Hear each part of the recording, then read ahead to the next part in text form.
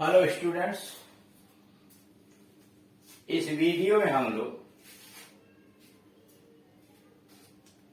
Board की परीक्षाओं या अन्य प्रतियोगी परीक्षाओं में पूछे गए अनसीन पैसेज को किस प्रकार से हल करते हैं, उसमें क्या क्या सावधानियां बरतनी होती हैं, कैसे बड़े आसानी के साथ उसका उत्तर छांटा जा सके, इन सारे विषयों के विषय में जानकारी प्राप्त करें। किसी भी दिए गए पैसेज को हल करने से पहले क्या क्या चीजें जानना आवश्यक है, इसके विषय में पार्ट 1 से लेकर 3 यानी स्टार्टिंग में और पार्ट 9 से लेकर के 15 के बीच में एक अनसीन पैसेज को हल करने के लिए क्या क्या करना चाहिए, कैसे पैसेज को पढ़ना चाहिए, ये सारी बातें विस्तृत रूप से वीडियो के द्वारा समझाई गई। उसे जब आप एक बार पढ़ लेंगे, उसे देख लेंगे वीडियो को और मनन कर लेंगे तो बहुत सारी चीजें आपको आसान हो जाएंगी।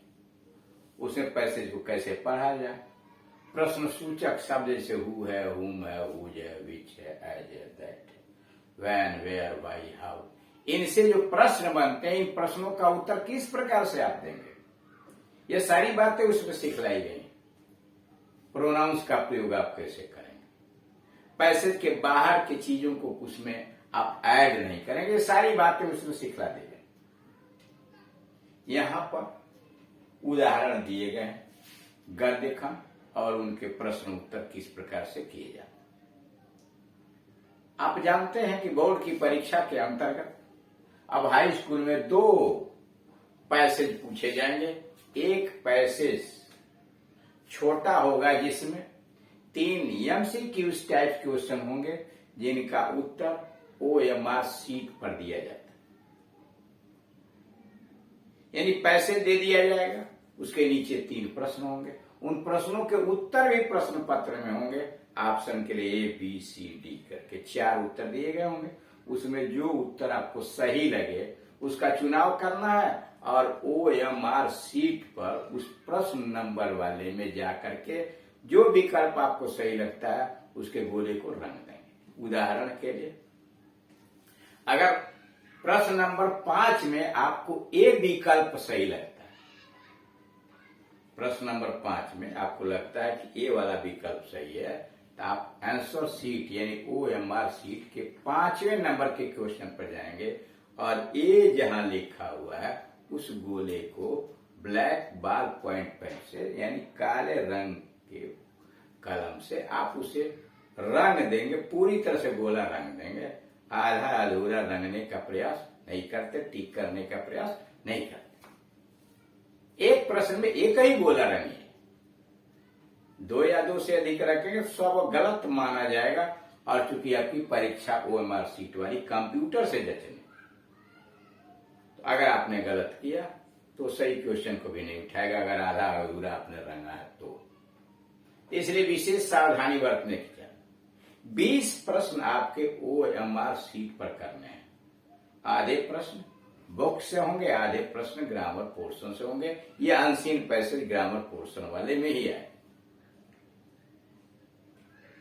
इसके अलावा 50 नंबर के प्रश्न जो होंगे वह उत्तर पुस्तिका पर आपको लिखने होंगे, वह बुक से भी होंगे और ग्रामर से भी होंगे। उसमें भी एक अनसीन पैसेज होगा जो 7 अंकों का होगा, उसमें 4 प्रश्न पूछे जाएंगे, 3 प्रश्न शॉर्ट आंसर टाइप क्वेश्चन के होंगे जो 2-2 अंकों के होंगे और एक प्रश्न वोकैबुलरी यानी साइनोनाइम या एंटोनाइम से संबंधित कोई प्रश्न होगा जिसका उत्तर भी आपको लिखना होगा। यह तो आपके हाई स्कूल की बात रही कि हाई स्कूल में अनसीन से 10 अंकों के प्रश्न पूछे जाएंगे। इंटरमीडिएट में एक ही पैसेज पूछा जाएगा और वह 15 नंबर का। इंटरमीडिएट में 7 प्रश्न पूछे जाएंगे अनसीन पैसेज, 4 प्रश्न शॉर्ट आंसर टाइप क्वेश्चन होंगे जो 3-3 अंकों के होंगे और 3 प्रश्न वोकेबुलरी यानी शब्दकोश, साइनोनाइम, एंटोनाइम, वन वर्ड सब्स्टिट्यूशन पर आधारित होगा। यानी इस प्रकार से आप देख रहे हैं कि हाई स्कूल में 10, इंटरमीडिएट में 15 अंक का यह प्रश्न आ रहा है। इसलिए विशेष सावधानी के साथ उसमें जानकारी प्राप्त कर लेनी चाहिए, प्रश्न को कैसे हल करें। अब इसमें जितना ही अधिक आप एक्सरसाइज करेंगे, जितना ही अधिक, उतना ही आप उसमें दक्ष होते जाएंगे अनसीन पैसेज के उत्तर की तलाश करने। यहां पर आपको उदाहरण दिया गया। उदाहरण किसी के लिए भी हो सकता है, हाई स्कूल भी हो सकता है, इंटरमीडिएट के लिए। पैसेज तो पैसेज है, वही पैसेज आपका हाई स्कूल में पूछ सकता है, वही पैसेज उठा के इंटरमीडिएट में पूछ सकता है। क्वेश्चंस बदल देंगे और उन प्रश्नों का उत्तर देने का तरीका, समझने का तरीका वह एक ही है, चाहे वो हाई स्कूल के प्रश्न पत्र में हो, इंटरमीडिएट के प्रश्न पत्र हो, या अन्य जो प्रतियोगी परीक्षा उसमें अनसीन पैसे हल करने का तरीका आना चाहिए।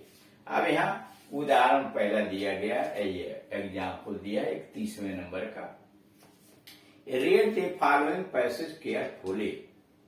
आप निम्नलिखित गद्य खंड को सावधानी पूर्वक पढ़िए। यानी नीचे जो गद्य खंड दिया गया है उसे आप सावधानी पूर्वक पढ़ लीजिए।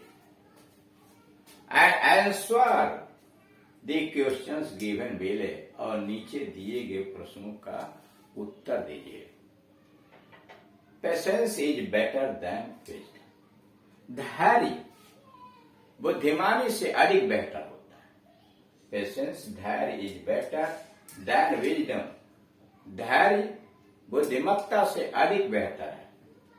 N ounce of patience, 1 ounce धैर्य, is worth a pound of brain, 1 pound brain के मस्तिष्क के बराबर है। 1 आउंस छोटी इकाई है, धैर्य 1 पाउंड मस्तिष्क के बराबर है। ऑल मैन प्रेज पेशेंस, सभी लोग धैर्य की प्रशंसा करते हैं। ऑल मैन प्रेज पेशेंस, सभी लोग धैर्य की प्रशंसा करते हैं। But only a few can patience practise, लेकिन कुछ ही लोग इसको अभ्यास में लाते हैं। ऑल मैन प्रेज पेशेंस, सभी लोग धैर्य की प्रशंसा करते हैं। But only a few can practise it, लेकिन केवल कुछ ही इसका अभ्यास करते हैं। इट इज ए मेडिसिन, यह एक ऐसी दवा है विच इज गुड फॉर ऑल, यह एक ऐसी दवा है जो सारे बीमारियों के लिए अच्छी है। It is a medicine which is good for all disease, यह एक ऐसी दवा है जो सारी बीमारियों के लिए उपयुक्त है। But it is not every garden, लेकिन हर बगीचा वो ऐसा नहीं है। That grows the herbs of to make it, लेकिन हर बगीचे में कोई जड़ी बूटी नहीं है कि जो उग जाए और उसका निर्माण कर सके। It is a medicine which is good for are disease, यह ऐसी दवा जो हर बीमारी के लिए कारगर है। But it is not every garden, लेकिन ऐसा हर बगीचा नहीं है। That grows the herbs to make it, जिसमें वह जड़ी बूटी उगती है इसे निर्मित करने। Many people are born crying, बहुत सारे लोग रोते हुए पैदा होते हैं। लिव कंप्लेनिंग, शिकायत करते हुए जिंदा रहते हैं। एंड डाई डिसअपॉइंटेड, निराश होकर मर जाते हैं। बहुत सारे लोग दुनिया में रोते हुए आए हैं, निराशा पूर्वक जीवन व्यतीत करते हैं, यानी शिकायत करते हुए जीवन व्यतीत करते हैं और निराशा में मर जाते हैं।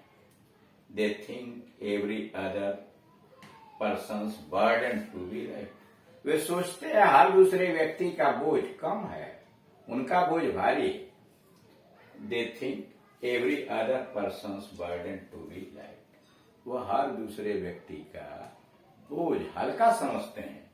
एंड देयर ओन, और अपना बोझ।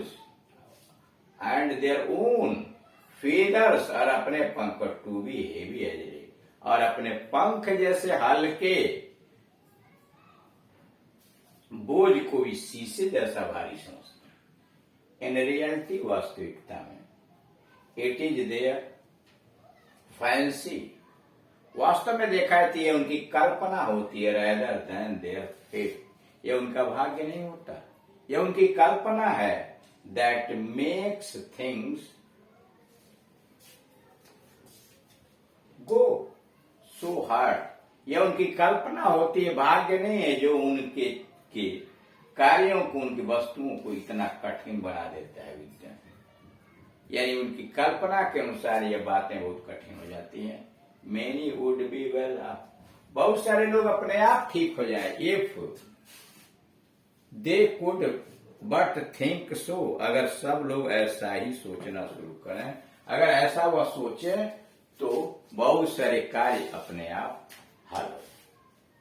अब इसके आधार पर जो प्रश्न दिया हुआ है, which medicine is good for are.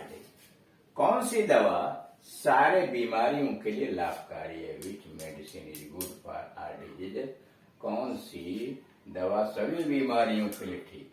Patience, panacea, heart, faith. इसमें क्या हो जाएगा? पेशेंस। पेशेंस सारे बीमारियों के लिए सही है। Question number 2, what makes life hard. कौन सी बात जीवन को कठोर बना देती है? डिजीज बना देती है, फेट बना देती है, फैंसी कल्पना बनाती है, कंप्लेनिंग शिकायत। देख रहे हैं इसमें फैंसी आया हुआ। In the reality it is their fancy rather than their fate that makes things so hard. ये उनकी कल्पना होती है जो जिन चीजों को इतना कठोर बना देती है।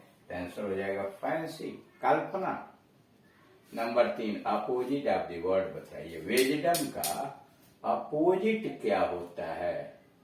बीमारी होती है, फाली मूर्खता होती है, डिसअपॉइंटमेंट निराशा होता है, पेटवार। बी हो जाएगा इसमें, फाली मूर्खता, बुद्धिमत्ता का मूर्खता। तो इस तरह से आप देख रहे हैं कि दिए गए पैसेज को पहले सावधानी पूर्वक पढ़ लेते हैं, प्रत्येक वाक्य को अच्छी प्रकार से समझते हैं और समझने के बाद तब प्रश्नों को बारीकी से पढ़ के यह जानने का प्रयास करते हैं कि उससे क्या पूछा गया है, प्रश्न के अंतर्गत कौन सी सूचना मांगी गई है, और वह चीज, वह सूचना हम पैसेज के अंतर्गत ढूंढ करके सही से सही प्रश्नों का उत्तर देने का प्रयास करते हैं। और इसमें जो पैसेज आपको एमसीक्यू में दिए जाए वही पैसेज आपको उत्तर पुस्तिका में लिखने के लिए भी दिए जा सकते हैं और प्रश्न वहां निर्माण हो जाए। अब इसी में बना लीजिए, what is better than wisdom. बुद्धिमत्ता से बेहतर क्या हो?